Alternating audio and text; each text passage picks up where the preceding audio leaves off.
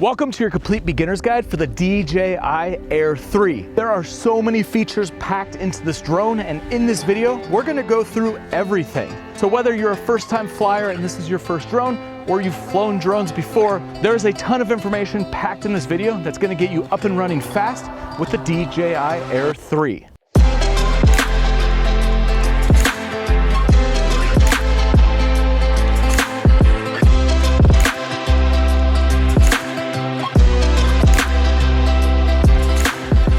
So let me give you a quick outline of everything that you're gonna learn in this video. So first, we're gonna go over the drone itself and everything that you'll find on the drone. And then we'll go over the DJI RC2 because this is a new controller that comes with the Air 3. Then part 3, we're gonna dig into the DJI Fly App and how to use everything so that you can control your drone when you're out flying. And then part 4, we'll take this drone off and go for a first flight and some things you should think about when you're flying for the first time. From there, we'll dig into how you actually fly a drone and how you maneuver in the sky. From there, I'll show you how to download some maps onto your controller so you can use it without Wi-Fi. And then the next part we'll dig into is tracking. So how you use the active track with your drone. We'll explore waypoints and how you can create keyframes in the sky, build pre-planned flights for your drone. And then we'll dig into Quickshots and some easy ways to get some cool looking footage. From there, we'll talk about all the photography features that you find in the Air 3. Now, part 10, we'll go through 5 different tips on how to get better footage when you're out flying. And at the end of this video, I want to give you a quick rundown of how you color grade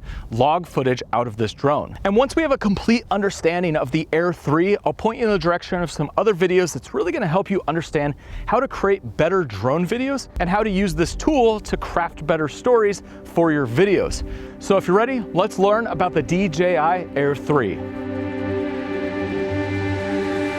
So for this section, let's dig into the drone itself. So this is the DJI Air 3. And as soon as you pull this out of the box, you'll notice that it's a little bit bigger and a little bit thicker, a little bit longer than the Air 2 or the Air 2S. So the Air 3 has been redesigned and it looks actually more like a Mavic 3, but a smaller version and gray. And when you pull this out of the box, there's not gonna be any propellers put on it. So you have to put all the propellers on and you have to make sure to take off all of the stickers and make sure to take off anything that's blocking the gimbal. Inside, there's a little foam pad that's blocking the gimbal to keep it from moving. Now there's a plastic cover on the front for the gimbal. This is gonna hold your gimbal in place when you're transporting the drone. And you'll wanna make sure to keep this plastic cover because this is gonna save your gimbal from getting damaged when you're moving around. So whether you put it in a backpack or you've put it in the case, you wanna protect that gimbal. So on the front of the drone, you're gonna see the camera, and there's 2 lenses. You have your 1X and your 3X lens. And the gimbal is gonna be able to move in all directions. Underneath, there is a little foam insert that comes with the drone when you first get it. Make sure you pull that out because the camera itself needs to be moving freely in all directions. Now, also when you look at the front of the drone, you'll see these 2 eyeball-looking sensors. These are your obstacle avoidance sensors. So you wanna make sure that these are free of debris whenever you're flying the drone. Now, to open the drone up, you're gonna lift the front legs forward, and you're gonna pull the back legs down. And as I said, when you first get this drone, the propellers are not on the drone. You're gonna have to match up the proper propellers with the proper motor. So on the end of each arm is a motor, and you get 2 different types of propeller. Now, to know the difference between the propellers, you wanna look at the little ring in the middle of the propeller. You'll see on one, it's black, and on the other, it's gray. Now, when looking straight down on your drone, you'll notice that on the left-hand side, the motor is all black, whereas on the right-hand side, there's a gray ring around the motor. You just wanna match up the black propeller with the black motor, and the gray propeller with the gray motor. And to put your propellers on, you're gonna match up the 3 teeth that are on the propeller, and you're gonna push down, and you're gonna twist counterclockwise for the gray motors, and you're gonna twist clockwise for the black motors. Now, before every flight, you always wanna do an inspection. So you wanna look at your propellers and make sure that there's no damage. You'll find when you use these for a long period of time, they might have cracks in them, or if you've hit things like little brush, there might be little nicks in each one of the propellers. And so you just wanna make sure they're clean and there's no cracks. A lot of times these drones will still fly even if the propeller's damaged, but the issue is if you're up in the sky and then the propeller is damaged, it could break off, which could cause a catastrophic failure and the drone could fall. I've actually seen that happen before. So you always want to check these propellers before you're out flying, because even if there is a crack, it could take off, but it could cause a bigger issue. Now, looking at the back of this drone, you're gonna see two more sensors. These are your obstacle avoidance sensors. And then you're also gonna see where you insert the battery. And underneath where you insert the battery, you're gonna see this little plastic tab. You're gonna wanna pull down on this plastic tab, and it's gonna reveal a USB-C, which could be used to charge the drone, but it could also be used to pull your data off the drone. And then also there is a micro SD card slot. So internal in this drone, you get 8 gigabytes of memory. So if you forget your micro SD card, you can record internally on the drone, and then you use this USB-C to pull that footage off. Now you could also use the DJI app to be able to pull it off wirelessly. However, 8 gigabytes is not a lot of data, so you wanna make sure that you're always flying with a micro SD card in the drone. Now on the bottom of the drone, you'll see a few other sensors which are gonna detect how close you are to the ground. And then you're also gonna have a landing light. So if you are in darker situations, so closer to sunrise or sunset, and also when it's landing and it's darker, this will automatically come on. Now, depending on which package you bought, your drone's gonna come with 3 batteries. And DJI made a 3 battery charger with the Air 3. Now on this charger, there's a little tab on the back, which releases the battery to be able to pull it out. And then to put the battery in the drone, you wanna make sure that the 2 tabs you squeeze are on the upper side. Now you're gonna put your battery in, and you're gonna wanna make sure you hear a click. And just every time you put a battery in, just tug on it, make sure it doesn't fall out. Now to turn on your drone, you're gonna click the button once, and then hold until all 4 lights illuminate on the back. Then you'll hear this beep, your drone is now turned on. And you'll see the lights turn on. Now to turn off your drone, you're gonna press once and then hold until the drone turns off. And then all the lights will turn off as well. Now on the end of each one of the arms, you'll see lights, and these are gonna tell you different things depending on when you're flying or when you're connecting the drone. And then also on the front of the drone, you have your lens. Now, if you ever wanna put on ND filters or special filters, you just do a little twist on this front lens element and it will pop off. Now you can add on different filters depending on what you want to use. And when you put a new filter on, you're gonna seat it at a little bit of an angle and then twist it till you hear a click. And now the new filter is on there. That is everything that you need to know about the drone itself. For this next section, let's go over the controller and what all the buttons are and all the features that you have on this controller. So right now I'm working with the DJI RC2. Now, depending on which controller you're using, there are different options. However, the main controller that's gonna be coming with this drone is gonna be this RC2. So this is the second version of the DJI RC. And if you've worked with the DJI RC before, it's gonna seem very similar. There's just a few things that have changed. So looking straight down on the controller, you're gonna see where you place your left and right joystick. Now on the back of this controller, there's 2 joysticks in the back, and this is where you're gonna store them when you're not using them. You're just gonna pull these out and you're gonna twist them on the front of the controller. Now you're ready to start using this controller. Now right on the front, you're gonna see a few buttons. On the left is a home point and pause button. So whenever you're flying your drone, you can press and hold this button and you'll hear a sequence start, which is gonna bring the drone home.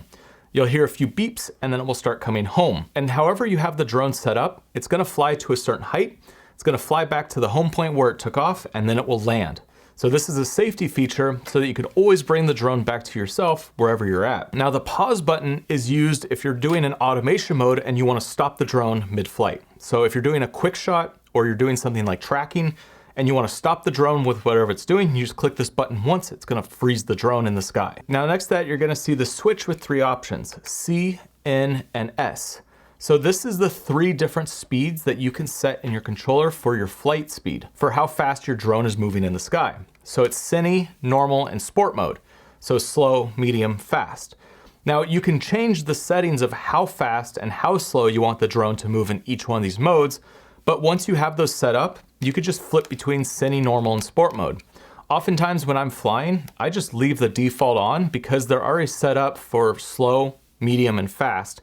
However, if you want your slow to be even slower, then you would go into the DJI app and actually tweak a few things, and then you'll be able to make it even slower, and you can also change the featherings, so how fast it moves as soon as you push the joystick, whether it's fast or it's slow. Now next to that is your power button, and you're gonna power on your controller the same way you power on your drone. You press once and hold, you'll hear the beeps. Now the controller is gonna turn on, go through its sequence to load the app. Now to turn it off, you do the same thing. Press once and hold, and then the drone will turn off. Now, when we look at the top of the controller, you're gonna see a few things. On the left and the right, you're gonna see a button and a jog wheel, and then you're gonna have your two antenna. So whenever you're flying, you're gonna wanna pull these antenna out. So if you're flying at an angle like this, and you're kind of pointed out there, you wanna flip these up slightly. It's gonna give you the best reception. Whereas if you're flying down, like you're looking straight down, you're gonna wanna point these straight out. And these antenna are only gonna move in one direction. So when you have them pulled out, you'll notice that they're flipped. One is facing you and one is facing away. This is what captures the signal from your drone. So it's your video signal and your control so that you can control it in the sky. Now on the top of the drone, you have a few buttons.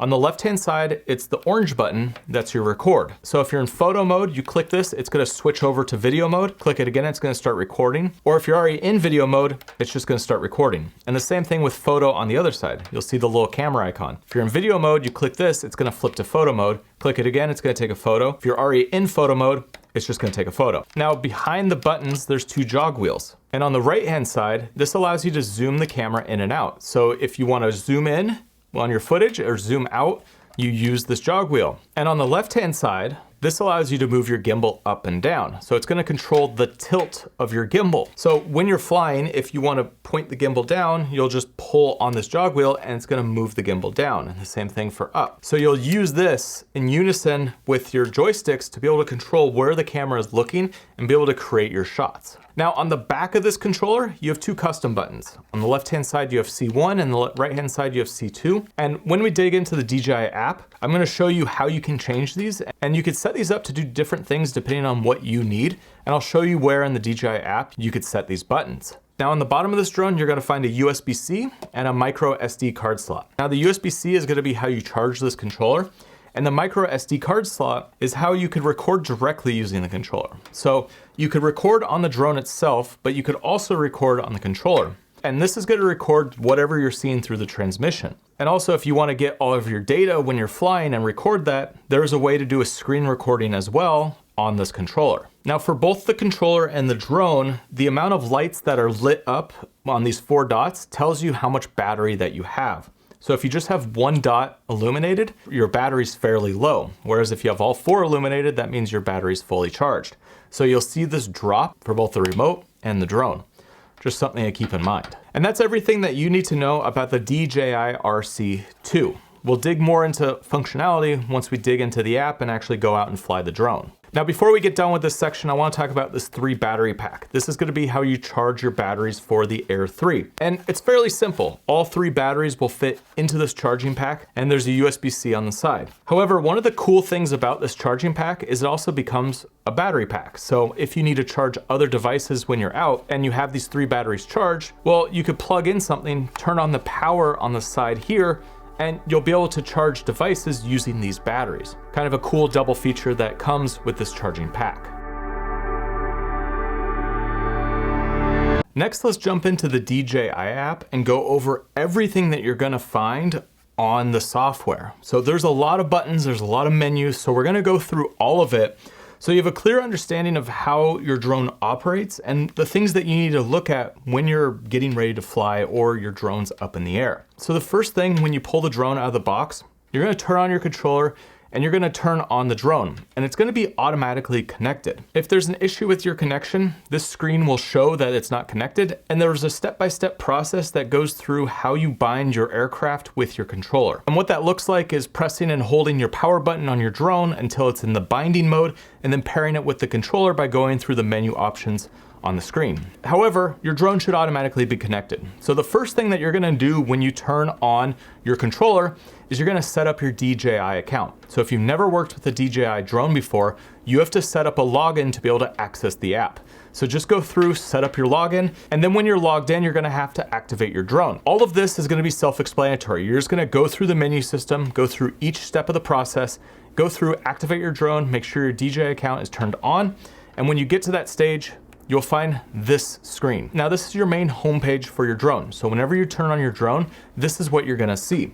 And let me just give you a quick rundown of what you're gonna find. In the upper left-hand corner, it's gonna show you a location, and it's also gonna show you this button that's called Fly Spots. So when you click Fly Spots, it's gonna pull up a map of the area that you're in, And this is to show you the different airspace and where you can fly your drone and where you can't fly your drone. If you don't understand airspace, I highly suggest you dig into understanding the different levels of airspace so that you know when you're in class G airspace, which is where you can fly. All the other classes you're not allowed to fly unless you have special permission to. Now, most open land is class G airspace, which is where you're gonna be flying, but I'm in Southern California, and you can see as I scroll around this map, there are airports everywhere, and there's different airspaces everywhere, and there's these special little restricted spots which don't let you fly. So to find a space to fly, you could use fly spots, go around your area and find if there's any restrictions in the area that you're at. So if I was to click right over here in Rancho Santa Margarita, it's gonna show me some different restrictions. And you can see here, there's a bunch of altitude limits. It's all 500 meters, which I'm not gonna be flying above 500 meters anyways, because you can only fly 400 feet above ground level. So this is okay to fly in, and there's no other relevant regulations in this area. But if you are in a restricted area, the drone is gonna limit you from actually flying, and there's a whole unlocking process, and you can go through here if you wanna unlock a zone. I never fly in areas that are restricted unless it's on a specific paid job, and then I'll go through the process and unlock the restrictions, but you just wanna avoid these restricted areas. Now, going back to this main home screen, when you move right, you'll see this little book icon, and this is more tutorials around how to use the DJI Air 3. So you can click this button, you can access all the drones that DJI offers. And when you click one of these, you could go through and there's some different tutorials beginning on which level that you're at. When we move down to the right, you'll see this big button that says Go Fly. This is gonna go into your drone and you actually could see through the cameras. So I'll show you that in a second. But next to that, you'll see 3 buttons on the left. First is your profile. So when you pull this up, this is gonna have all your information about your account. This is where you can manage your account for anything that has to do with your DJI account. The button next to that is SkyPixel, which is DJI's social media platform. So if you want to post your videos and photos, you can do it right here through SkyPixel. And then you have Album. So if you click Album, it's going to pull up the photos and videos that are on your DJI Air 3. And so here's where you could watch your videos, you could look at them, and you can also transfer them to your card that's in the controller. So let's take a peek at one of the videos I shot recently using the drone. And you can see I just am looking at some footage that's playing directly off the drone. And it's just a low-res preview. So you can heart them, you can download them here in the lower right-hand corner, or you could delete them. Now back to the main home screen, that's basically everything that you need to know on this screen. And when you click the Go Fly, you'll be ready to start flying. And right there, there's a unicorn in my screen. You get to see my daughter's unicorn as we make this video. There's a lot to understand on this screen, and we're gonna go through all of it. So in the upper left-hand corner, if you click that little arrow icon, that's gonna go back to that home screen. So if you ever need to go back here, check anything, you could just use that arrow. Now, next to that is gonna be your mode that you're currently flying in. So if I click this button in the middle of my controller, the Sport, Normal, and Cine mode, you could see that the mode changes in the upper left-hand corner, and also in the middle of the screen, you'll see a pop-up that says what mode you're in. So now I'm in Cine Slow Speed. Now next to that, it says takeoff permitted. And if you're in an area where you're not able to fly, it's gonna tell you right here. Or if you don't have enough satellites connected to your drone yet, it's gonna tell you right here. So this is just your notifications of what's going on with your drone.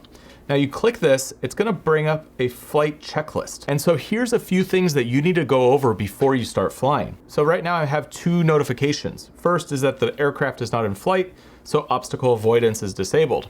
If there's any notifications, you're gonna see it here under this checklist. Now, the first thing that you wanna set is your return to home altitude. So when you click return to home, like I showed you earlier on the controller, your drone's gonna fly up to a certain height and then fly back. So right here, you're gonna set that return to home altitude. So right now, mine's set to 328 feet. It doesn't need to be that tall for where I'm at. So I'm gonna set that at 200 feet. So the drone's gonna fly up to 200 feet, fly back. Now underneath that, it's gonna have your max flight altitude and your max flight distance. So when you're flying a drone, you can't go above 400 above ground level here in the US, so you wanna set your upper limit to 400 feet. Now, your max distance is gonna be based on line of sight here in the US. You can have this have no limit, but if you do wanna make sure that you're flying within the boundaries of where you could see, you could set this limit depending on how far you think that you want the drone to fly. Now, underneath that, you have your storage locations. As I said earlier, you could record on an SD card, or you can record on the internal storage. So I'm gonna switch over to my SD card by just clicking on the SD card button. Now, if you needed to, you could also format your card by clicking the format button in the upper right-hand corner of the storage location. Now, the next thing on your screen in the upper right is your battery. So right now it says 95%. And when you click that, it's gonna show you 3 different things that apply when you're flying. So it's how much time until you return to home, how much time until it's a forced landing, and how much time until the battery is completely zero. So you wanna pay attention to these because depending on how you fly, these will drop faster than what it actually says. So it might say you have 10 minutes left, but if you're flying in sport mode, that might drop quicker than 10 minutes. So it's just a reference once in a while to have an understanding of how much time you have left, how close you are, but I wouldn't look at this as exact numbers because things will change depending on wind conditions and how you're flying and everything like that. But it is a good indication of how much time you have left before the drone comes home, lands, or until the battery's just completely dead. Now, next to that is a time, and this is the time that you have left on your drone. So you're always gonna have this on screen, and when you click it, that's when you see these extra numbers. But this is just the full time you have left of your drone before you have no battery left. Now, next to that is your strength of your RC. So that's your signal between the RC and the drone. So the further you fly away, or if something gets between the drone and your controller, you're gonna see this drop. And depending on the conditions or where you're flying, controller could completely cut out. And if that happens, it's gonna force the drone into automatic return to home. So even if you lose your signal completely, your drone will still come back as long as there's nothing in the way and your obstacle avoidance is turned on. Now, the button next to your RC is your vision sensors. So right now it's saying that they're all unavailable, and that's because the drone is not flying in the sky. But when you're flying, depending on which mode you're flying in, you might see these turn on or off. You can turn off your obstacle avoidance if you are flying close to objects and you wanna make sure that the drone doesn't stop because it gets too close. Or if you're flying in something like sport mode, your obstacle avoidance will turn off anyways. So this is just an indication to see, is my obstacle avoidance on or off? And you click this and it's gonna give you more information based on your forwards, backwards, left and right, and up and down vision sensor. Now, next to that is your satellites. You can click this button and you can see how many satellites your drone is currently seeing. Right now, I have 16. When you only have like 4 or 5 satellites, it's gonna say that the drone cannot find its position because it needs to use more satellites to be able to position itself on the Earth. So you'll get a warning if you don't have enough yet. And one of the things that you wanna do before you take off and fly is make sure that you have enough satellites. And if you don't, you're gonna have an indication where it says takeoff permitted that says not enough satellites are found yet, proceed with caution. So right now it's saying that my GPS signal is strong and I have 18 satellites. Now in the upper right-hand corner, you have 3 dots. This is gonna be your advanced menu, and I'll take you through this in a second. Now underneath that is a little film strip icon if you're in video mode, or a photo icon if you're in photo mode. This is how you're gonna change the different modes of how you're taking photos or videos. So when you see this, there's 2 options. There's the first layer, which is the mode that you're setting the camera in, and then there's the actual settings for that mode. So if we go to photo mode, you'll see that you have single shot, AEB, burst, or time shot.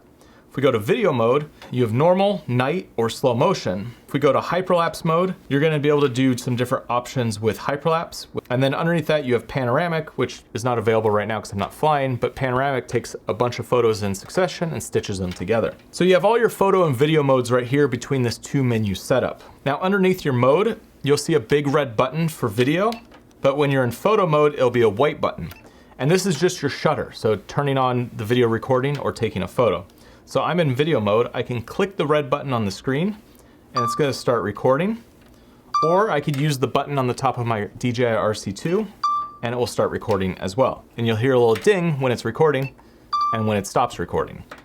Now to the left of the record button, you're gonna have the ability to change between your 2 lenses. On this drone, you have the 1x and 3x camera. So if I click the 3, it's automatically gonna switch cameras. And so now I'm super punched in on that 70mm lens, and I'll hit the 1 and it goes back to that 24mm lens. Now underneath the 1 and 3, you'll have focus. So right now it's set to autofocus, but I could switch that to manual focus.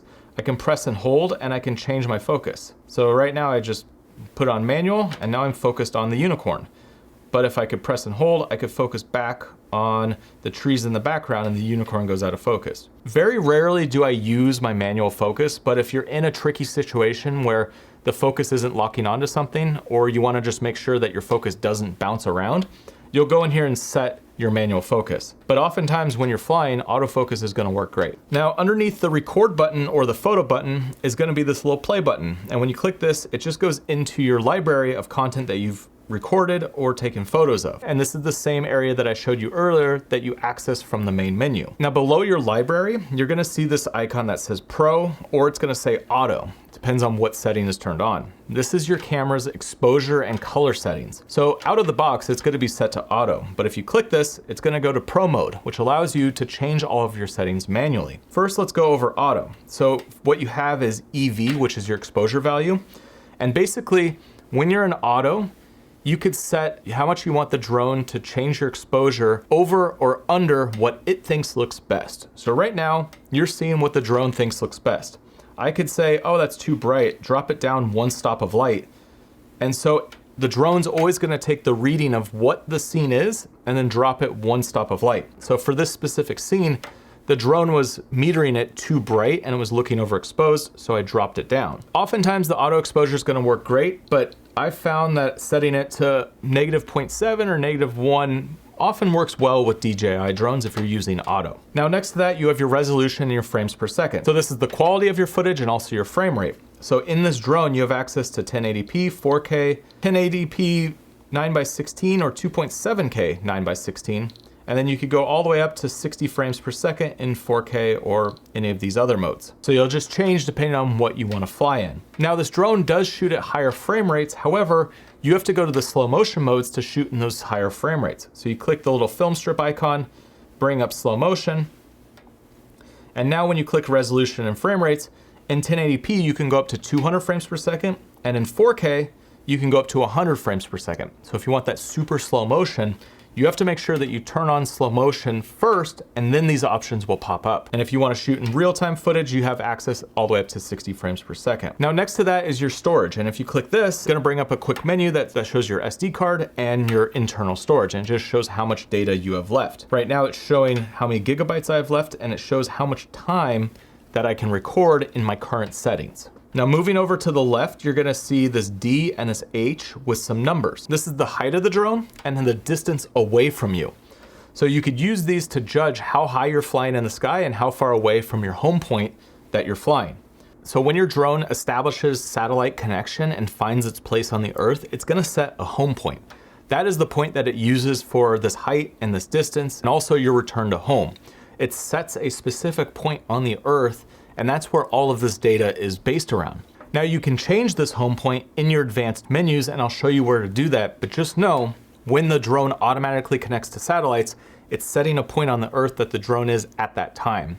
So one mistake that you want to avoid is when you turn on your drone, you don't want to just take off and fly away without satellites connected. It will still fly, but the issue is if you fly over, say, a body of water, and then it connects to satellites, well, it's gonna set that home point where the drone is at that time. So your return to home might put it over water if you take off and fly right away without actually establishing that satellite connection. Now next to the height and your distance, you're gonna have a little map icon. And there's two maps that you can see. The first one is gonna show an overview of where you're at in the earth. And if you have your maps loaded into your controller, then you'll have a map displayed here. If you're not connected to Wi-Fi or you haven't loaded a map into the controller, then this is just gonna be blank. And so later on in this video, I'll show you how to actually load a map into the controller when you don't have a Wi-Fi connection hooked up to your controller. Now you have a little plus and minus, which is gonna expand the map view and shrink it down. You have north, which is gonna establish where north is for the drone, or it's gonna switch to where the drone is pointing. And in the lower right-hand corner, it switches to this other style of map, which is basically like a radar. And this radar shows you where true north is, and it shows you where your home point is, and it shows you where the drone is. So you could use this just to see positioning of everything using these dots of where you are, the drone is, and your home point. And then the little arrow in the left-hand corner is gonna minimize this on your screen. So depending on how you like flying, you can have either one of those set up. Now, if you want to see your map full screen, you'll just tap in the middle of the screen and it will just pull up the map full screen so you can see everything, and it's going to minimize your drone's view into the lower left-hand corner. So you can fly using this map mode and be able to watch your drone overhead if you need to see your drone in relation to things that are on your map, and you still get a view of your drone in the lower left-hand corner. Now on this view, there's a few things that you have access to. The first is the eye, and this is going to show you all the different zones that could potentially be on the map.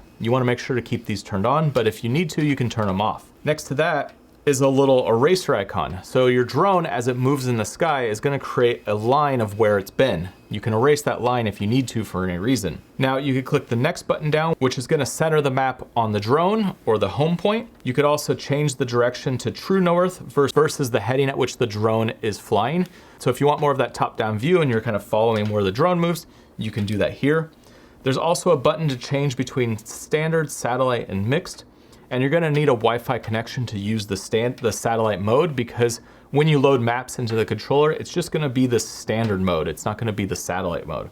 And then the plane icon shows you the different warnings that could pop up depending on other aircraft that are flying in your regions. And then the last thing that you have is Find My Drone in the lower right-hand corner. So say you lose your drone, it falls into some bushes and you're trying to find it. Well, you could pull up this screen and you could hit this button in the lower right-hand corner that says start flashing and beeping. The drone is actually going to start flashing and beeping and making a loud sound, so you can try to find it.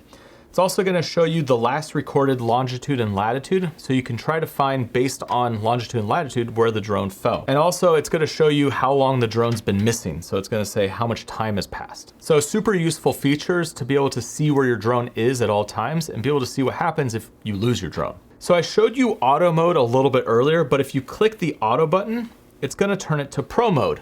So if you need to access the different menus and set them up manually, you click pro, and then you wanna click on the data that's next to the pro mode. It's gonna bring up this additional menu. So you could set up auto ISO, auto shutter, and you could set up your EV just like you would if it was in manual. So right now, it's using auto ISO and auto shutter, but if I click the yellow button, it's gonna set it to manual. Now I can change my settings depending on how I want the drone to fly. And I'm just gonna click it back to auto for the sake of making this video. Now the 3 lines with dots brings up even more menus. So first is white balance. You can make this manual. So if you wanna shoot at a different white balance than what the drone thinks is good, you could do this. Also, if you don't want the drone's white balance to fluctuate when you're flying, you can set it manually here. Now you could also change your resolution and frame rate, just as I showed you earlier, but here's another menu for it. You could go through your storage, and also there's a few extra buttons here at the bottom for color. So right now I'm just showing you normal, but I could switch over to D-Log, which is a flat color profile, to do some grading later in my editing software. And if I don't wanna look at this log, then I can turn on my color display assist, which is gonna give me a LUT over the log footage. However, it's still recording the log footage. And for me, I'm always doing my color grading later in my editing software.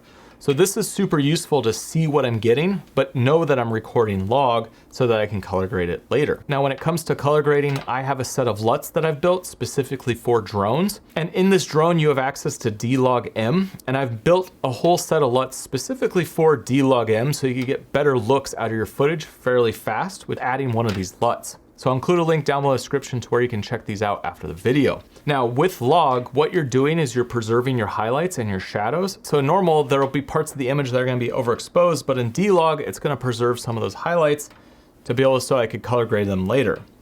Now, when you're in normal mode, you have access to H.264 or H.265.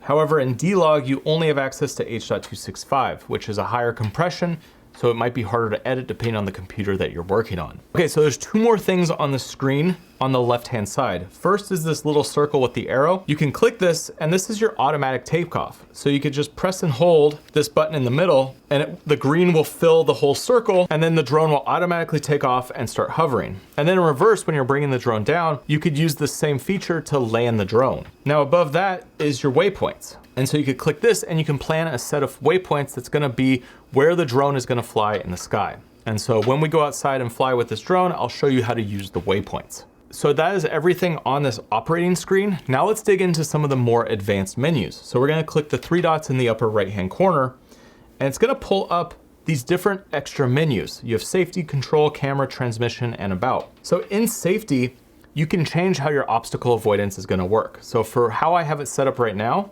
my drone is gonna fly towards an object and just stop if there's something in the way. You can have it bypass, which basically means that the drone is gonna try to move around whatever object that is and continue flying forward. Or you can turn your obstacle avoidance off, which means that the drone's not gonna see anything and it's just gonna run into something if there's something in the way. So I'm just gonna keep mine on brake. And then there's this display radar map. So on the screen itself, you'll see some indication of when you're getting too close to an object, and it's gonna go yellow and red when you get too close. So I just leave that turned on so I have an indication of when the obstacle avoidance is seeing something in the radar. Now underneath that you have your return to home settings, and you'll see that there's this option for optimal or preset. So preset, it's gonna fly to a specific height and then it's gonna return home. Whereas optimal, it's gonna use the surroundings, figure out a good height to fly back at, and fly back. So two different options of how this return to home works, and I'm just gonna leave mine on optimal. Now you can update your home point. I talked about this earlier. So when you click update home point, you're just gonna drag around on your map where you wanna update your home point and hit OK, and it's gonna reset that home point to where you've set it. So underneath update home point, you have your flight protection, max altitude, max distance. We already set this in the checklist, but here's another place where you can do that. And then underneath that, you have your sensors. So if you need to calibrate your sensors for any reason, you have your compass and your IMU.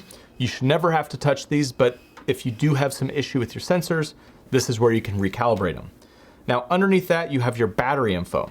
And when you click this, it's gonna show you some information about your battery, your serial number, and also just your battery temperature and voltage and everything else. Now underneath your battery info is your auxiliary LED. So this is that light that I showed you on the bottom of your drone. You can set it to auto, so when it's in darker situations, it's gonna automatically turn on, or you can manually turn it on or turn it off. Now you also have your front arm LEDs. Right now mine is set to on, so they're just always gonna be on. But you could set it to auto so that if you're in a darker situation, they will turn off when you hit record, so it doesn't create an issue with your footage with those lights hitting the lens. Now underneath that is unlock geozone. So if you're in an area that you're not supposed to be flying, you can unlock it here if you have the proper license. Then there's the Find My Drone, which brings up that Find My Drone screen. And then you have some advanced safety settings. So if you click this in the bottom, if the signal's lost, you could tell it to do three things. You can have it return to home, which is automatically what it's set on, or you could have it descend. So if you lose connection with the controller, it'll just start dropping, or you can have it hover. So it'll just stop and stay there until it regains connection.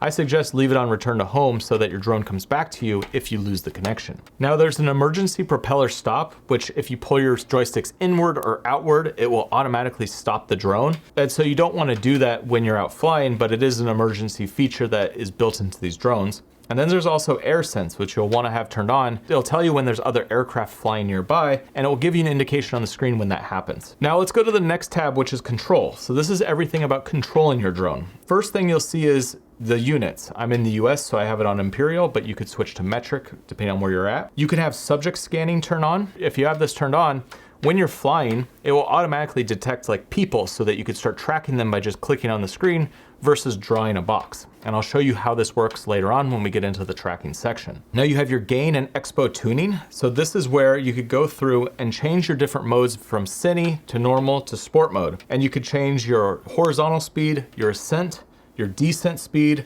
your velocity, your yaw smoothness, your brake sensitivity, basically everything of how the drone moves in each one of these modes. And if you're a beginner just starting out, just leave them on what comes out of the box. But as you start learning and you start flying more, you can start tweaking these. You could play around with these and figure out how you want the drone to move in the sky, depending on which mode you're in. Now next you could change the way that the gimbal mode works. So I have it in follow mode, which is always gonna keep your horizon level. But if you put it in FPV mode, it's gonna make it feel like it's an FPV drone. So you're gonna see that horizon tilt left and right when you're moving the drone. Underneath that, if you have any issues with your gimbal, you can calibrate your gimbal here. And you could also recenter your gimbal here. Now underneath this is your different settings for your remote controller. So you have your stick mode. And when you click this, you could change the way that your joysticks operate. Mode 2 is standard on all drones. Now, if you want to fly differently, you can set it up here. But mode 2 is what we're going to be talking about in the rest of this video. So button customization is where you're going to set up these C1 and C2. And also it allows you to change this jog wheel in the upper right-hand corner. The left one is for your gimbal. The right one is for zoom, but you can also change it to do other things as well. And so when you click one of these C buttons, you can see all the different options that you have. You have some control options, you have some camera options, and then you have some other, and you can figure out what makes the most sense that's on your controller at all times. And so you could click C1, C2 and use the jog wheel, or you could press and hold C1 and C2 and use the jog wheels. So you actually have 5 custom buttons that you can set up using this controller. So I would go through, look at all the different options and see what makes the most sense for what you want when you're flying your drone. Now underneath your button customization, there's a way to calibrate your RC, and there's also the flight tutorial if you want more instruction on flying. Now if at any point your controller becomes unlinked to your drone, you can repair it down here at the very bottom. So next let's go over your camera settings. So right now I'm in video mode, so these are gonna pertain to video. But if you wanna change your photo settings, you'll switch over to photo mode. So first you have your color, you have normal, you have your hyperlog gamma, which is your HDR format, and then you have D-Log M. And then in the general, you'll have an anti-flicker mode. So if you're having some issues, you could set that here. You have your histogram. So I'll turn that on and it's gonna show all your exposure values from black on the left to white on the right. So this is just a good indication to see if your exposure is too low or too bright, depending on the scene that you're flying. I like to fly with this on just so I always know where my exposure sits. You also have your peaking level. So if you are using manual focus, you could turn on your peaking. And then when I go over to manual, you can see what's in focus. So you can see when I focus on the unicorn, the background's not as in focus. Whereas if I focus on the background, it turns super red. And the unicorn, it stops turning red. So I suggest using peaking if you are gonna fly with manual focus. Now, the next thing is overexposure warning. So this is what you see on the actual screen on the unicorn's head. The zebras are what is overexposing in my image. So it's a clear indication of where my highlights sit and what's overexposing. So you can see the top of the unicorn, super bright, it's overexposing. So you could use this to see if your sky is fully overexposing or if you brought your exposure back. And you'll see when I drop down my exposure, that the unicorn's head will not be overexposing anymore, depending on how far I drop it. So that overexposure is a quick indication of seeing where your exposure sits. Now, one other thing you can add on is grid lines. So you could have a crosshair to see where your center marker is. You could also do thirds, or you could just do a center marker. And you could turn all of these on, or you could turn just one of them on. Now underneath that, you have your white balance. Mine's set to auto, but you could also set manual here. And then you'll also see your storage, which you could format your cards and also switch between. There are some options for custom naming. So you could do a custom folder naming, a custom file naming, and then at the bottom, there's cache recordings. And so when you're flying, you can have the footage automatically being recorded into the controller. And that's what you set here with of how much you want recorded. Now, if you want to reset all of your camera parameters, just hit that at the bottom. So let's switch over to photo mode and go back into these camera settings. And you'll see that there's a few different options here at the top. So you'll see your format. Right now mine's set to JPEG, but I'm gonna set it to JPEG and RAW. So I'll shoot two versions of your file, one RAW, one JPEG. If you're planning to do editing later, you'll wanna shoot a RAW file, but if you just want quick delivery, shoot a photo and then upload it to social media, just shoot JPEG. You could choose your aspect ratio. You could either do 16:9 or you could do 4:3. And also you could change your resolution from 12 megapixels to 48 megapixels. Now the next tab over is your transmission. So this is just everything that's dealing with the signal between your controller and your drone. Now for me, I just leave all of this on what comes out of the box and it works great. But if you do need to change anything and you have issues with your transmission, you can go in here and you can set up your frequency and you also can set up your channel mode. And then the last tab is your about, which is just some information about the drone, its serial numbers, all of that kind of stuff. So that was a super long explanation over everything that you have in the software, but all of it is important and you're gonna use most of these different tools when you're out flying. So it's important to have a clear understanding of how all of this works before you take the drone off and you fly away, because there's a lot of different things that you can do, you can adjust, and you can also see using the DJI Fly App. So to access your download maps feature, you have to go back to your main home screen, and at the bottom, there's gonna be the profile button. Now there's gonna be a button on the screen that says offline maps. And when you click on your offline maps, it's gonna show up with the world. You're gonna see everything. And you can see there's a little button at the bottom that says download. Well, unfortunately, you can't download the entire Earth and put it into your controller. What you need to do is start zooming into the area that you want to download, and you'll see this little white box pop up. The little white box is the area that you're gonna be able to download. And so you're gonna wanna zoom in close and find the exact area where you're gonna be flying and download that section. So if you need to download more area than what's in that box, you just need to move the map around and download multiple sections. Now, when you download a map, it's gonna pop up with the screen that asks you to put in a name. So just put in a reference name that you know exactly what the map is. So you can see that I put in SC Hills 2 because I've already downloaded a different version of the same area. Now, one thing to note, to be able to download a map, you're gonna need to have a micro SD card in the controller. Now, when we go back to the flight screen, you can see I have a shot here of me out on this hillside. You can see the map that you were downloaded in the lower left-hand corner. And let's expand this and make it bigger. So I'm gonna tap on it, and now you can see the area that I've downloaded. And you can see the road that I'm standing on where I'm filming from, and you can see some of the trails when I scroll over of the area that I'm at. And so now there's more indication of where my drone is in the sky when I'm out flying. And when I scroll out even further, you could see the neighborhood that's down over there, and then you can also see the reservoir, which is over that way.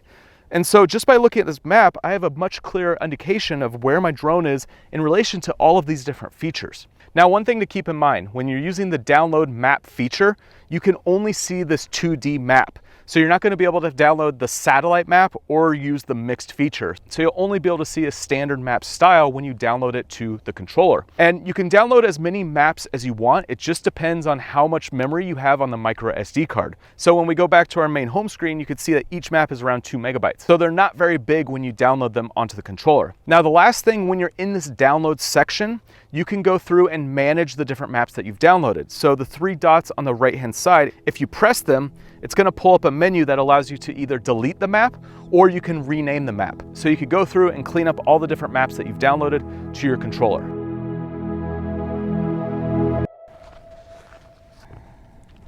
All right, so let's get ready for the first flight. So when you're taking this drone out for the first time, even if you've flown drones before, you really wanna go out somewhere where there's no obstructions and you could just easily fly the drone. So I'm up here on the top of this hill. It's a great spot to fly the drone. Big open area to take off and land. I have this nice flat concrete area. You just want to find a place that's going to be easy for you to learn this drone and be able to play around with it.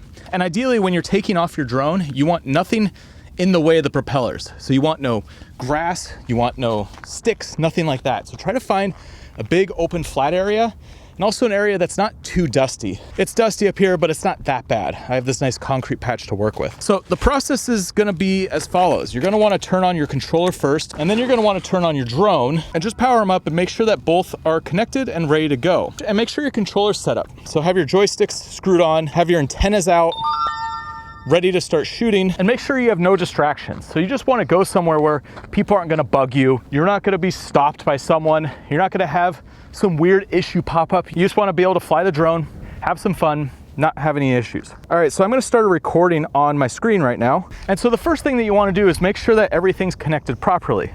Your drone is connected to your controller, you could see everything, and also make sure that your drone connects to the satellites out in the sky. Right now it's saying takeoff permitted, and I've connected to 25 satellites. So I'm ready to go. There's 2 ways that you could take off your drone. The first, which is the easiest, is the button on the left-hand side. You press this, it's gonna bring your takeoff menu. Press and hold the drone, it's gonna start, and then it's gonna ascend into the sky. And it's gonna set my home point as soon as it does that. Now to land, do the opposite. So click the same button, press and hold, and the drone's gonna automatically land.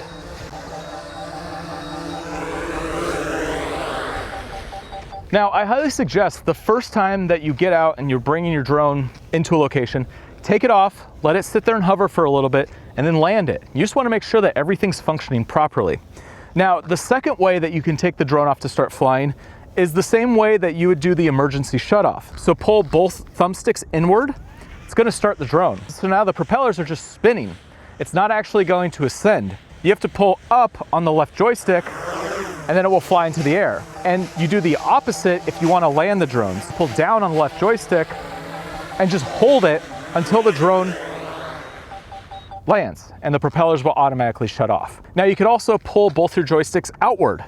So inward or outward will start the propellers, and then left joystick brings it up into the sky, left joystick brings it down, and as you hold it down, the drone will land, and you just keep holding until the propellers shut off. So that's the 2 ways that you could take off to start flying. So once you've taken off, you've done your test flight, you've had it hover for a little bit, now you're gonna wanna go out there and fly. So take the drone off, ascend into the sky, make sure you're not near it, and then start flying. And that goes right into the next section, which is gonna be how you actually operate this drone. All right, so let's go over how you actually operate a drone in the sky. So I have the Air 3 back there, and you could hear this beeping. That's telling me the obstacle avoidance is seeing something. So right on the screen, you can see here, there's something behind me, and if you look back there, there's actually a bush, so it's sensing that bush. So I'm gonna fly up and away, so we stop that beeping. And now, we just have a clean line of sight, so I could show you how the drone operates. So let's start with the left joystick. When you push forward on the left joystick, the drone's gonna fly into the sky. And you can see it's going higher and higher. Now, if I pull down on that same joystick, the drone's gonna descend, so it's gonna go towards the ground. Now, this joystick is also for pivoting the drone. So if I pull left, you're gonna see that the drone is gonna circle in a left pivot. It's just gonna spin in a circle endlessly. And if I pull right, it's gonna do the opposite. It's gonna go in a right circle and just spin endlessly. So you could think of your left joystick as kind of a single point on the earth. It's gonna go up, it's gonna go down, and it's gonna spin around. Now you can think of the right joystick of moving away from that point on the earth. So we're gonna use this path here so you have a clear indication of what it's doing. If I push forward on that right joystick, the drone is gonna go forward down the path. So you can see it's just moving, the drone's gonna go forward down the path, and you can see it's just moving forward. Now if I reverse that, I pull down on the right joystick, well, the drone is gonna move backwards. And so the drone is gonna start coming back towards us, and you can see how the path is moving underneath it. Now if you pull left on this right joystick, you'll see that the drone is moving left in the sky. So it's sliding, so you could think of it like sliding left or sliding right. So when you pull right on that right joystick, the drone is gonna slide right.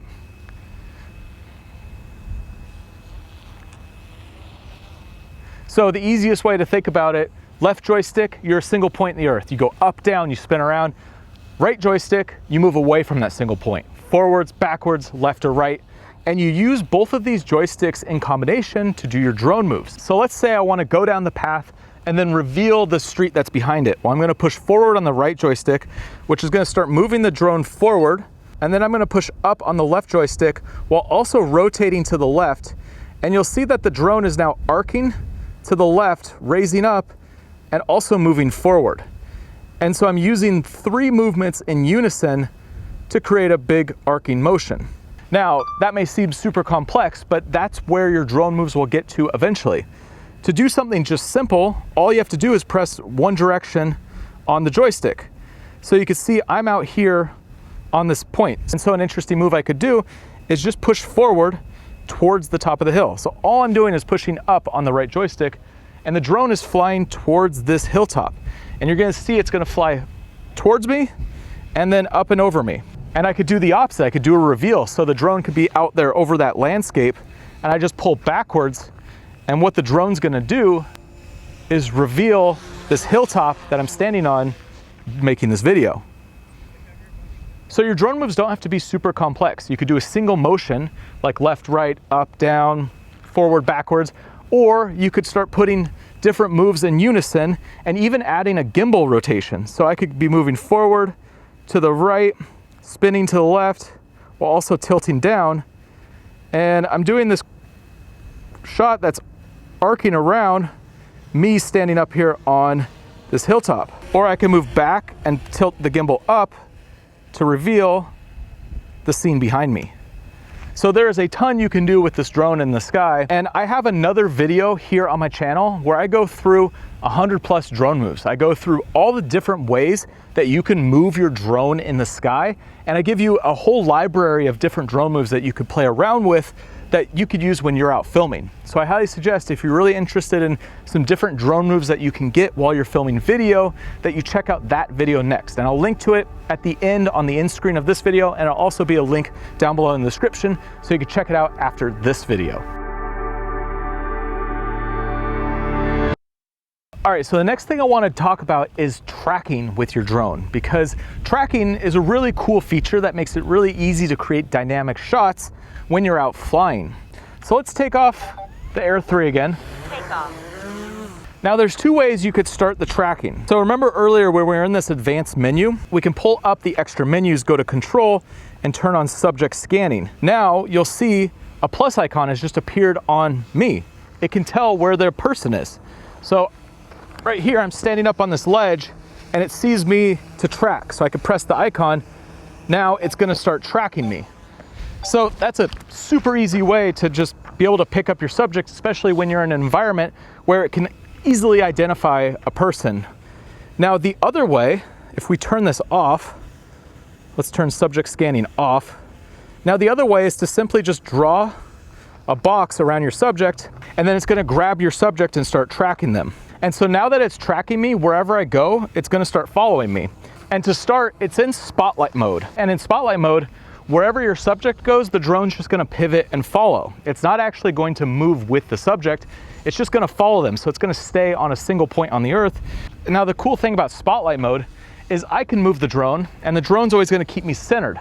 So whether I go up, or I go down, or I go left or right, the drone is always gonna keep me centered no matter what I'm doing.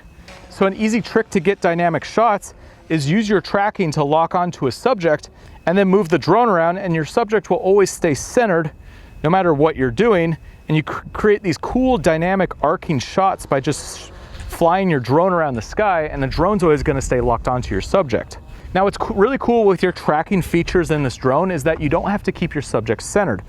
So now that I'm locked onto me, I can move left or right on my left joystick, and I can reposition the tracking to say, I wanna track this subject, but on the right-hand side, or I could go the other direction and put me on the left-hand side. And now as the drone's tracking me, it's gonna keep the subject in that part of the frame instead of putting them dead center. And you could do the same thing with the gimbal. So you could say, I want more sky and keep the subject tracked lower in the frame, or I want more foreground and it will keep the subject tracked higher in the frame. So you could reposition where that tracking is so that it doesn't always have to be locked on dead center. So spotlight mode locks onto a subject, stays there unless you physically move the controls, and you're able to move the drone around in the sky. Now, to the right of spotlight, you'll find point of interest. And point of interest is gonna keep your subject locked on, and it's just gonna move in a complete circle around that subject until you tell it to stop. And you can move either left or right, and depending on how far you pull this dot away from the center is how fast it's gonna move. So if I put it on fast, the drone is just gonna spin super fast in an arcing motion around me, and it's just gonna continually do it until I tell it to stop. And you could see, even when things are going in front of the drone and me, it's gonna continue the track. The drone will stay locked on unless there's something completely blocking me and the drone for an extended period of time. But as you notice, the Air 3 is just spinning in a circle, and if I wanna switch it to the other way, well, I could turn it to the other way, it's gonna pick up speed, and now it's going super fast in the swinging, arcing motion.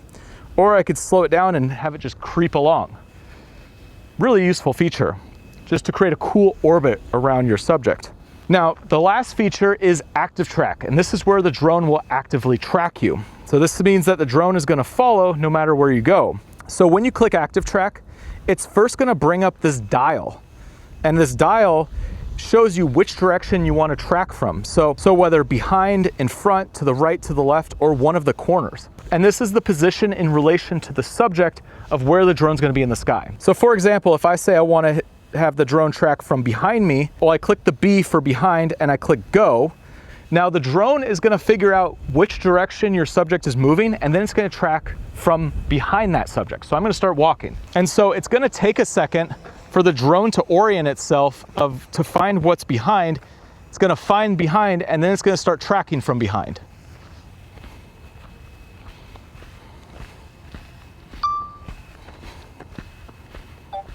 Now let's say I wanna do a front kind of off to the left side. Well, that's a cool position because now it's giving me this angle where you're seeing behind me, but it's still tracking somewhat in the front.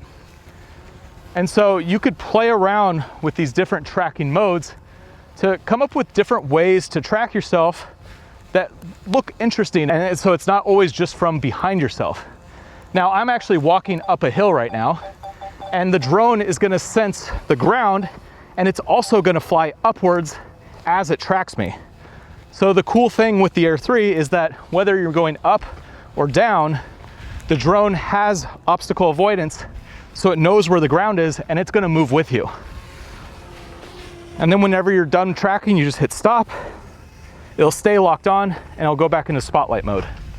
So some pretty cool tracking features are available in this drone, and it gives you a ton of flexibility to track yourself especially when you're out as like a solo creator. You can get a ton of really dynamic shots by just using the tracking that's built into the Air 3. Now, one other thing when it comes to tracking is that you could either use the 1x lens or the 3x lens.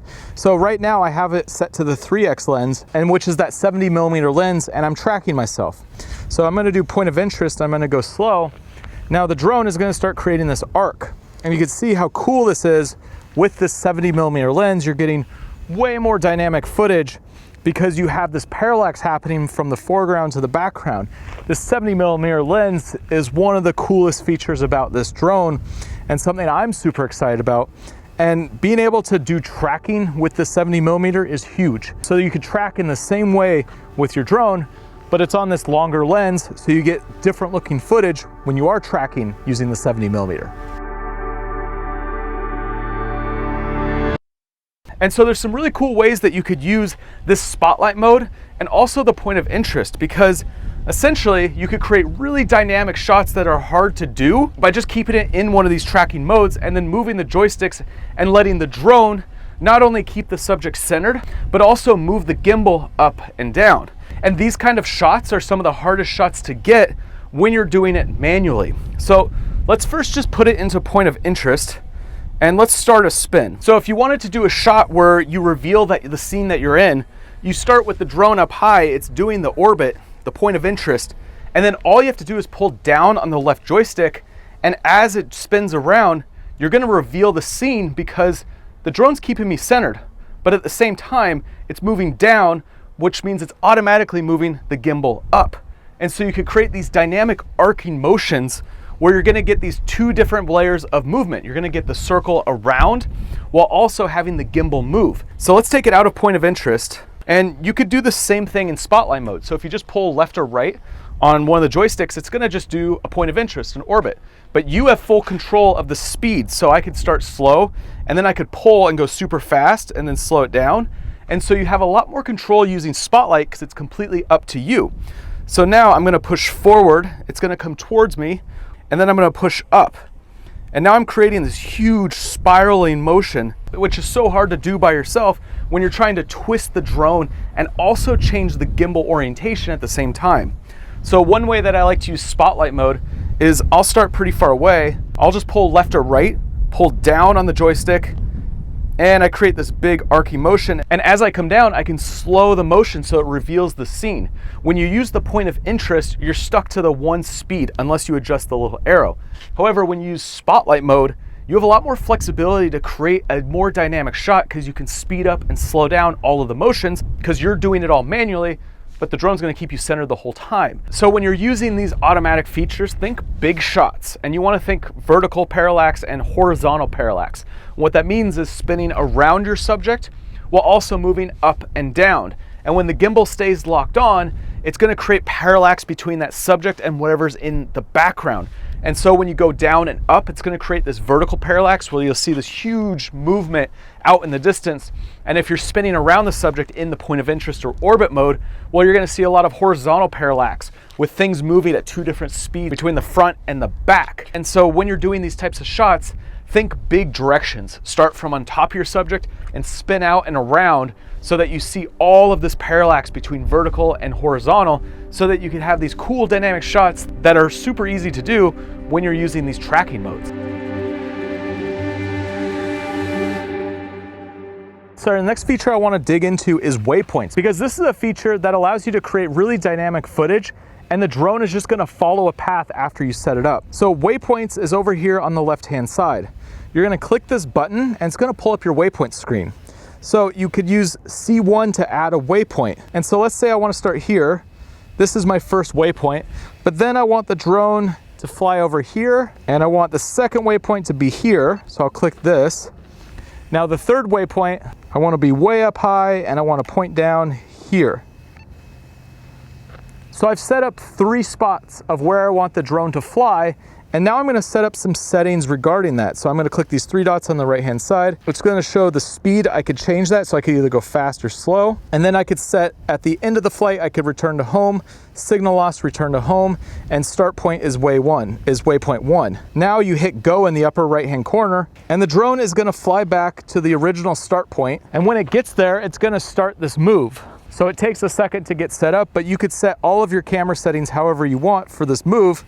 And you can see that it's moving automatically through these waypoints that I've set up. So it's fairly easy to use, but it's just gonna take playing with the settings and playing with the different speeds to figure out what works best for the types of shots that you want. But you could set this up whether you're using the 1X or the 3X camera, and you could create these cool dynamic moves that the drone can automatically go through and can repeat. And then you could actually go through and save this if you wanna repeat it on a different day. So pretty cool feature that's added into the Air 3. All right, so the next thing let's dig into is Quickshots, because this is another way that you could create dynamic looking footage by just clicking a few buttons, and then the drone will automatically move for you. One of the big things with the Air 3 is there's a lot of automation features built into this drone, and those paired with the omnidirectional obstacle avoidance makes it super easy to create dynamic footage for whatever scene that you're flying. So when you go into your different modes, you'll find Quickshots lower in the menu. Click on Quickshots and you have access to a few options. So you have Droney, Rocket, Circle, Helix, Boomerang, and Asteroid. And so each one of these is gonna be a different flight path. And so I'm gonna select myself, and you can set up your distance that you want this move to happen. So it says 120 feet, I'm gonna hit start. It's gonna give you a countdown, and then the drone is gonna move in the sky and automatically record this shot. So it's using the settings that I had set up in the lower right-hand corner, and it starts recording automatically as soon as it starts the drone move. Super easy. It just did a pull back and away.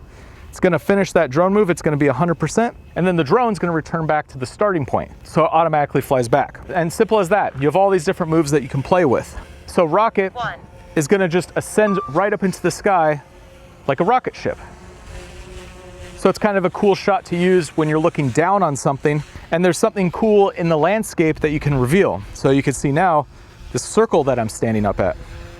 Now the circle is the same thing as the point of interest, where it's gonna circle in a complete loop around your subject. However, when you do it in the Quickshots mode, it's gonna do one full lap around, and then it's gonna stop. Whereas if you were using the tracking, it's just gonna be continuously going around you. Now the next one is Helix, which is a really cool move. So not only is it gonna do the orbit around, but it's also gonna move out and away and up. So now you're creating this really dynamic orbiting motion, but also it's creating a big arc, and it's gonna pivot the gimbal up as it finishes the move to reveal the scene that you're at.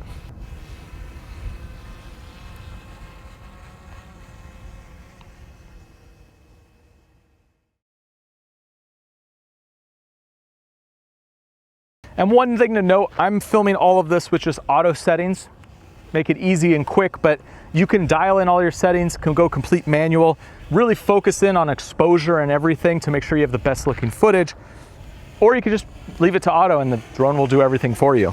Now the next one is Boomerang. So the point of this one is to reveal the scene that you're at, really show the landscape, and then it will swing back and focus in on the subject or whatever you're tracking. Now, you can use any of these quick shots with the 3X zoom. However, some of them might not look that good, but if you're doing something like the circle, it could be a really cool way to create a ton of parallax. But if you're doing one of these motions where the drone's going up and away and then coming back, the point of it is to see the landscape. So the 1X is gonna be better for those drone moves. Now, the last move you have is Asteroid. So, Asteroid is a combination of video and photo. So the drone's gonna move out and away, but then when it gets to a certain point, the end of its path, it's gonna create a panoramic shot. And so when you see the final stitched together, what it's gonna be is the drone flies out and then it shows the planet and the place that you're at. It's kind of just this fun effect. It's an interesting quick shot. I personally have never really used it, but it does create kind of a cool effect that you could post on your social media. So a ton of cool features with these quick shots that give you automated ways to create really dynamic footage. And I highly suggest with these, with the waypoints, with tracking, all of these features in the drone, that you go out somewhere, big open area, and just play around with them. Get used to all the different options that you have with each one of these modes, and also play around with the different settings and the speeds and the ways that you can control the drone using all of this automation. It's a lot of cool things, but when you get out to a location and you really want to get a specific shot, you need to understand how to actually use the drone to capture that shot. So going out and practicing is going to be one of the biggest things that's going to help you get good footage when you're in a cool spot and you want to capture that cool footage. All right, so next let's go over the photo modes that you have access to in this drone. Now, I've moved out to the desert. I've been playing around with this drone in some different settings, and it is extremely hot out here. It's in the hundreds, and drone's working fine. Right now, you're seeing the photo screen. So you can either click the button on top of your drone to go over to photo mode, or you could click the button here on the screen and switch it from video to photo. Now, in just your normal photo mode, you have single, AEB, burst, and time shot. Single just takes a single photo. And when you go down to the bottom, you can see it says storage and format. You could change from JPEG to RAW or RAW and JPEG. I always shoot RAW because whenever I shoot photos, I want to make sure to have that RAW file so I can do some more editing in my editing software. And when I edit photos, I use Lightroom. However, if you're someone who's just going to be doing quick delivery or you just want to do a photo, put it to your phone and post on social media, well, you can just use JPEG as well. You don't need to always shoot RAW. Let's just get a shot of this house in the background. And a single photo, you take it, takes a single photo. And then AEB mode is gonna take a series of photos at different exposures. So let's do 5. So it's gonna take the normal exposure, which I'm on auto right now, so it's just gonna use the scene and figure out what looks best for this scene. And then it's gonna take 2 shots brighter and 2 shots darker. And the reason that you use AEB mode is if you wanna have multiple exposures so that you can make sure that you're always exposing properly, depending on the scene that you're at, or you wanna make an HDR photo. Now, burst mode will take a series of shots, but at the same exposure. So it's the same type of thing as a AEB where it takes a series of shots, but these are all just the same exposure. So it's all one exposure. The point of this is if you're trying to like capture action or a specific scene and something might be happening in that scene and you want to make sure that you get it within a few shots. So rather than taking 1 photo, it's going to take 3 or 5. So let's point the drone this way. Let's say I'm flying and I have it set to 5. So as I'm moving, you can see that it takes a series of photos throughout that process. It's really good to capture action. Now, another mode you have is timed shot. So you could put this on and you could set how much time you want the drone to wait before it takes the photo. So I'm gonna do 5 seconds. 5, 4, 3, 2, 1. And it's gonna continually take photos in this interval of whatever you set. So I have it set to 5 seconds. So every 5 seconds, it'll just continually take a photo. Now, the last mode that you have for photography is panoramic. So you could take panoramic shots, whether it's just a shot of the landscape or more in a 360 sphere, but you have different options depending on how you want to take your panoramic. So I'm gonna put the drone up, point it over here at this house over here, and you could do sphere, 180, wide angle, vertical. So sphere is in a full 360, that's a 360 image, whereas a pano is left to right, like horizontal panoramic. Now 180 is like a horizontal panoramic, so left to right or right to left. Wide angle is not only horizontal, but also vertical. So it's gonna take just a bunch of photos, and then vertical is like for tall objects. So let's do a sphere. It's gonna go through, just take a series of photos, and then it's gonna automatically stitch it together. And as it's doing this, you can see there's a little indication on the right-hand side that tells you how far along the panoramic it is. So right now I'm at 16%. So it's just we're gonna let it just keep taking photos, and eventually it'll finish off this photo, process it, and give you a panoramic photo. Now, it also saves the individual photos. So if you do wanna stitch it together yourself, in your folder, when you download this footage onto your computer, there will be the individual photos as well as the stitched together panoramic. And so here's the difference between all of these shots. Here's the sphere versus the 180 versus the wide versus the vertical. So I would highly suggest playing around with each one of these panoramic modes so you get a sense of what you could get when you're flying the drone and doing these panoramics, but it's a cool feature to have in the drone. Now let's talk about the next mode, which is hyperlapse. So this is a cool mode that you could use to get moving time lapses. So when you put it in the hyperlapse mode, there's gonna be a few options. And so hyperlapse is essentially the drone moving and taking a series of photos and then stitching it together to create a time lapse. But the drone's moving throughout that time lapse. And there's a few options for your hyperlapse. So as you can see, there's a free, circle, course lock, or waypoint. So you could freely move the controls while doing the hyperlapse, and you could point the direction you want it to go. You could do a circle, and that's where it's gonna spin around an object or a subject. You could do a course lock, so it's just gonna move in a single direction, or you could do waypoints. So you could do the same type of thing that you could do with your waypoints, but make it a hyperlapse and be able to see some cool movement happening throughout it. So let's just pick circle, and we need to select a subject. So I'm gonna spin the drone around, and let's just use this house as the subject. Now what I'm gonna do is set the speed and the interval and the length. So let's make it 8-second hyperlapse. The interval is gonna be 2 seconds, and the speed's 1.1 miles, and we're gonna do counterclockwise rotation. So you're just gonna hit record, and it's gonna start the hyperlapse. And so it'll just go through and take a series of photos, and it's gonna count down how much time you have left until this hyperlapse is done. And so you have these different options to be able to do these hyperlapses and be able to create some interesting moving time lapses.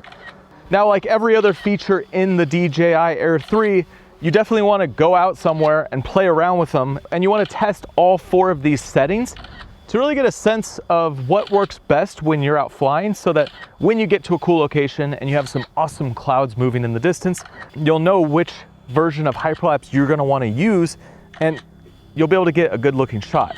Everything when you're working with a drone is all about practice and understanding how these tools work so that you can get better looking footage.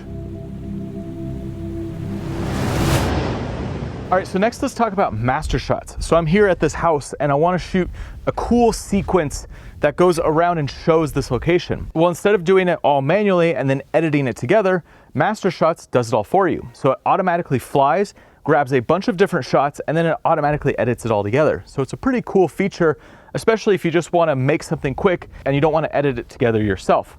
So what you do is you turn on Mastershots, and the things that you choose are the height, the distance away, and the length of the video. You can choose small, medium, or large. And then from here, you just hit go, and the drone's going to go through and do a series of movements and record all of these movements. And then when it's all done, it will pull up a screen that allows you to choose some different templates that automatically edits this footage together, puts some music behind it, and you have a finished video ready to go. And the Mastershot's able to create a cool little video, and it makes it super easy. But now that we've gone through all the basics of this drone and how you fly it, I want to talk a little bit about how you get better looking footage when you're out flying, because it's great to understand how this drone operates and how you can use all these features. But ultimately, when you're making videos, you want to make sure that you're doing some specific things with how you're flying the drone to be able to capture the right footage for the video that you're creating, because just putting the drone up and just getting the same orbit shot again and again is going to look pretty boring. And if you're always just have the drone high in the sky and you're kind of just looking down at the scene, but you're not putting any thought into why you're shooting with the drone in that specific position, the footage is just going to fall flat. So the first tip is think about your speed. You have right in the middle of your controller, Cine, Normal, and Sport mode. If you want slow, cinematic, dreamy footage, well, you're going to want to put it in the Cine mode and do really slow movements. Whereas if you want a lot of energy and a lot of speed, you might want to flip it over to Sport mode and go super fast. Now, just a word of caution, when you put it to Sport mode, you lose all obstacle avoidance. So you just want to make sure that you understand what you're doing with the drone before you flip into sport mode and go super fast and capture these really fast moving shots. Now, the second thing you need to think about is the height of your drone. You don't always want to put the drone way up in the sky and shoot just this big landscape shot. A lot of times it's going to look really good when you get the drone closer to objects or closer to your scene, especially when you're using that 70mm lens. When I'm using this long lens, I like to be closer to the ground so I can create lots of depth in my shot where there's layers that you're seeing. So you're seeing the Jeep in the foreground, but you're seeing the mountains in the background. Or you have like something like the house here and you have the Joshua trees in the foreground. You want to create these layers and this depth. And to do that, you want to think about your height. Now your height is also going to play in with your speed, because if you're low to the ground and moving fast, it's going to create tons of movement. Whereas if you're using the same speed on the drone, but you're way up in the sky, you're not really going to see that movement. So all of these ways of shooting are all going to play together. Now, another thing you want to think about is shot perspective. So what is the angle that you're shooting from? Sometimes looking straight down on what you're filming is going to look really cool, whereas sometimes looking straight out over the horizon is going to look really cool. you want to play with the positioning of your gimbal, because you don't want to just get in the habit of having the drone at a safe height and then just pointing kind of downwards at your subject, and then everything looks the same, and it's because it's just the same shot where it's kind of angled from the sky. Rather, you want to get down low, maybe shoot up on your subject so your drone can get lower than where your subject is, or maybe you want to get higher, look down, maybe straight down. That top-down perspective is really cool. So you really want to think about height and in relation to how you're moving that gimbal to change your perspective. Now, another thing you want to think about is directionality. So how are you moving the drone in the sky? If you're always doing an orbit around your subject, all your footage is going to look the same. Now, orbits are really cool on a drone, but it's not the only move that you want to use on the drone. Sometimes you just want to push forward across a landscape, or sometimes you'll want to slide to the left or the right. You want to change up the direction in which the drone is moving so that it's not always doing the same thing. It's not always flying forward in every shot that you put together. And that brings up the last part when it comes to all of these tips. Number 5 is sequencing. So using all of these tools together to create a sequence of shots that are different, that tell the story or show the scene that you're at. Now, Mastershots automatically does this for you. It creates a series of shots that are all different and then cuts them together. And essentially, Mastershots are just doing a sequence autonomously. So when you're thinking through the videos that you're creating, you want to think through these 4 different ways to move your drone in the sky. And then you want to think through how you would edit these videos together to create a sequence. You want to have intentionality with what you're shooting. So you want to think, how will these shots play together to tell the story or show the visuals of where I'm at? And so for this house, a quick sequence that I can do would be a top down. You're seeing the pool, you're seeing the deck, and then a close up of the windows as we pan by. And then a shot of the landscape where the drone is just panning in the sky. And then finally the reveal where the drone goes from behind a Joshua tree, moves over in this orbit-like motion, and all of a sudden now it reveals this house.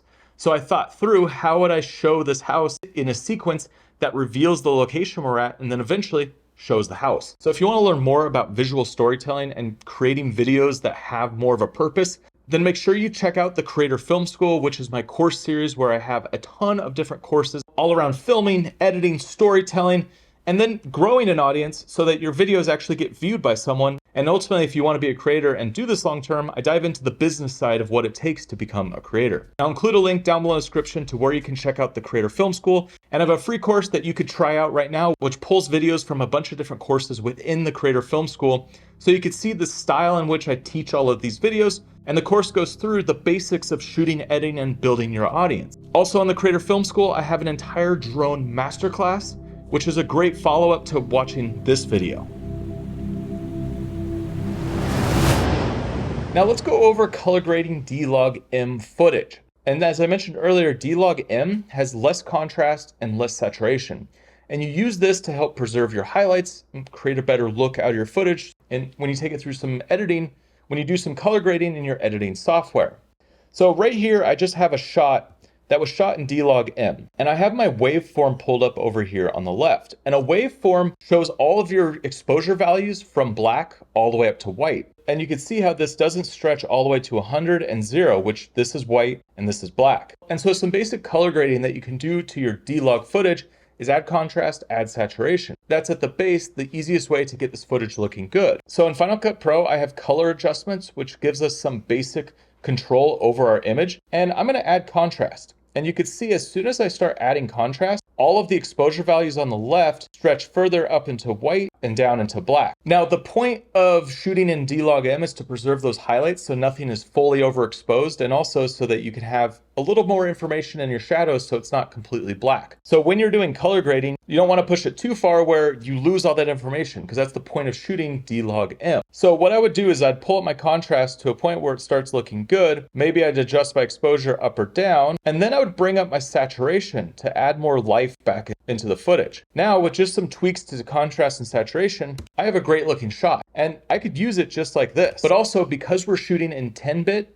we're able to push this color grade even more. So I have a set of color LUTs that I've built for drone footage, and it's gonna create some unique looks for your shots. So in Final Cut, I'm gonna add an adjustment layer on top, and then I could go through and add my custom LUT Belize, which changes the colors of the greens and yellows and the blues in the sky. And you can see when I turn this on and off, it adds a little bit of a different look to the footage. So if you're interested in creating some different looks beyond just doing contrast and saturation adjustments, I'll include my LUTs down below in the description.